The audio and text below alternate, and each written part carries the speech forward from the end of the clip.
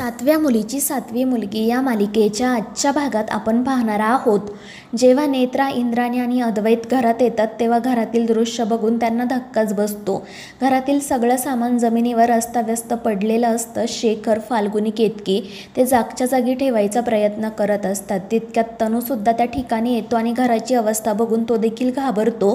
तो विचारतो, म्हणजे परत भूकंप आला होता का? म्हणजे आता सगळं काही पहिल्यासारखंच घडणार का? आणि त्यावेळी अद्वैत त्याला शांत करत म्हणतो की तनू, आता आपल्याला हे सत्य स्वीकारायला हवं की आपल्यासमोर खूप मोठं संकट उभं आहे आणि त्या संकटाचा आपल्याला एकत्र मिळून सामना करायचा आहे. आणि त्यावर ते सगळेच हो म्हणतात. तर नेत्रा त्यांना सांगते की हे संकट खूप मोठं आहे आणि भयानकसुद्धा, कारण विरोचकाने पुन्हा एकदा विचित्र वीणा वादन केलं आहे आणि नवीन शक्ती प्राप्त केली आहे. आणि त्याची ती शक्ती कोणती आहे हे जोपर्यंत आपल्याला कळत नाही तोपर्यंत आपण सावध राहणं गरजेचं आहे. आणि त्यावर ते सगळे हो म्हणतात. दुसरीकडे ती विचित्र वीणा काही वाजत नसते आणि त्यामुळे रुपाली खूप चिडलेली असते. तितक्यात तिचं लक्ष त्या वीणेच्या तुटलेल्या तारेकडे जातं. तिच्या लक्षात येतं की नेत्राने मागच्या वेळी ही तार तोडली होती, म्हणूनच कदाचित ही वीणा आता वाजत नसेल आणि त्यामुळे ती खूप चिडते. काय करावं तिला सुचत नाही. ती मोठमोठ्याने ओरडत असते की मला शक्ती हवी आहे. आणि मग त्याच वेळी त्या विचित्र वीणेमधून धुराचा एक लोट येतो. रुपालीला थोड्या वेळाकरता काय होत आहे तेच कळत नाही. आणि मग त्यानंतर ती त्या विचित्र वीणेजवळ जाते. तर त्या वीणेवर सर्पलिपीमध्ये काहीतरी लिहिलेले असते आणि मग रुपाली ते वाचायला सुरुवात करते. तर दुसरीकडे नेत्रा सगळ्यांना सांगत असते की आता आपण सगळ्यांनी एकत्र मिळून या संकटाचा सामना करायचा आहे, सगळ्यांनी सावध राहायचं आहे. आणि त्यावर केतकी म्हणते की हो नेत्रा, तू काळजी करू नको, आपण सगळेजण मिळून त्या विरोचकाचा सामना करू. मात्र यावेळी आम्ही फक्त एका खोलीत बंद राहणार नाही, तर तुझ्या खांद्याला खांदा लावून विरोचकासोबत लढणार. देवी आई आपल्यासोबत आहे, आपलं काही वाईट होणार नाही. आता जे व्हायचं आहे ते होऊ दे. आणि केतकीचं ते बोलणं ऐकून सगळेच तिच्याकडे बघत राहतात. तर फाल्गुनी आणि तनूसुद्धा म्हणत असतात की हो नेत्रा, आम्ही लढाईला तयार आहोत. आणि ते ऐकून नेत्राला त्यांचं खूप कौतुक वाटतं. पण त्याचसोबत ती सगळ्यांना सांगते की जोपर्यंत विरोचकाला नवीन कोणती शक्ती प्राप्त झाली आहे हे आपल्याला कळत नाही तोपर्यंत आपण सावध राहायला हवं. आणि त्यावर ते हो म्हणतात. तर दुसरीकडे रुपाली त्या वीणेवर प्रकट झालेला श्लोक वाचत असते आणि त्यामधून तिच्या लक्षात येतं की तिला प्रतिबिंबविद्या प्राप्त झाली आहे. मात्र ह्या विद्येचा वापर दिवसभरात करता येत नाही. ही विद्या फक्त रात्रीच वापरता येते. सूर्यास्तापासून ते सूर्योदयापर्यंतच आपण या विद्येचा वापर करू शकतो आणि तो सुद्धा फक्त थोड्या काळासाठी.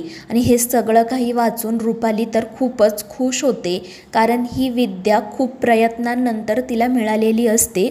आणि या विद्येमुळे देवदेवतांचा आणि त्यांच्या अनुयायांचा पराभव करणं विरोचकाला शक्य होणार असतं. आणि त्यामुळे ती खूपच खुश होते. आणि मग त्यानंतर ही प्रतिबिंब विद्या वापरण्यासाठी एक मंत्रसुद्धा त्या वीणेवर लिहिलेला असतो. आणि मग रुपाली तो मंत्र पाठ करते आणि मग त्यानंतर ती वीणा तेथून अदृश्य होते. तर रुपाली खूपच खुश होते. तर दुसरीकडे नेत्रा अद्वैतला म्हणत असते की विरोचक अजूनपर्यंत घरी आलेला नाही आहे, आपण बाहेर जाऊन त्याचा शोध घ्यायचा का? पण इंद्राणी तिला थांबवते आणि ती स्पष्टपणे नेत्राला सांगते की विरोचकाला नवीन कोणती विद्या प्राप्त झाली आहे आपल्याला माहीत नाही, पण त्याच्यापासून सगळ्यात मोठा धोका तुला आणि तुझ्या बाळाला आहे. त्यामुळे तू सगळ्यात जास्त सावध राहणं गरजेचं आहे. विरोचकाची सावलीसुद्धा बाळावर पडता कामा नये. आणि त्यावर नेत्रा म्हणते, पण आत्या, मी मागे कशी हटणार? तुम्ही सगळेजण खांद्याला खांदा लावून लढणार आहात ना, मग मी एक पाऊल मागे कशी जाऊ? त्यावर अद्वैत तिला समजावण्याचा प्रयत्न करत असतो की जर पुढे जायचं असेल तर एक पाऊल मागे जायला काही हरकत नाही. पण नेत्रा ऐकायलाच तयार नसते. आणि तितक्यात रुपाली त्या ठिकाणी येते. तिला बघून ते सगळेच घाबरतात. तर रुपाली नाटक करतच अद्वैतला म्हणत असते की अद्वैत, मी गाडी नेली नव्हती, त्यामुळे मी रिक्षाने घरी आली आहे. मात्र त्या रिक्षावाल्याला देण्यासाठी माझ्याकडे सुट्टे पैसे नाही आहेत, तू प्लीज त्याचे पैसे दे ना. परंतु अद्वैत फक्त तिच्याकडे बघत असतो. तर रुपाली म्हणत असते की अद्वैत प्लीज त्याचे पैसे दे. आणि मग शेखर अद्वैतला सांगतो की जा त्याचे पैसे देऊ नये. त्यामुळे अद्वैत घराबाहेर जातो. तर रुपाली नेत्रा इंद्राणीला म्हणत असते की अगं मी बाजारात गेले होते आणि बघा तुमच्यासाठी किती छान छान वस्तू घेऊन आले आहे. आणि मग त्यानंतर ती त्यांना बांगड्या, कानातलं, गळ्यातलं अशा छोट्या छोट्या गोष्टी दाखवू लागते. त्यानंतर तिने नेत्रासाठी एक पर्स देखील आणलेली असते. ती नेत्राला म्हणत असते की बघ नेत्रा, मी तुझ्यासाठी ही पर्स घेऊन आले आहे. मला माहिती आहे की तू अशी पर्स वापरत नाही, पण एकदा वापरून बघ, तुला नक्की आवडेल. मी खरंच खूप शोधाशोध केली आणि तेव्हा कुठे जाऊन मला ही पर्स सापडली. प्लीज नाही म्हणू नको. आणि मग त्यानंतर ती इतर सामान घेऊन तेथून जाण्यासाठी निघते. तिला केतकी आणि फाल्गुनीकडे जायचे असते. त्यामुळे नेत्रा खूप घाबरते. ती म्हणते की विरोचक केतकी काकू आणि फाल्गुनी ताईंकडे चालला आहे, त्यांच्या जीवाला धोका निर्माण होऊ शकतो.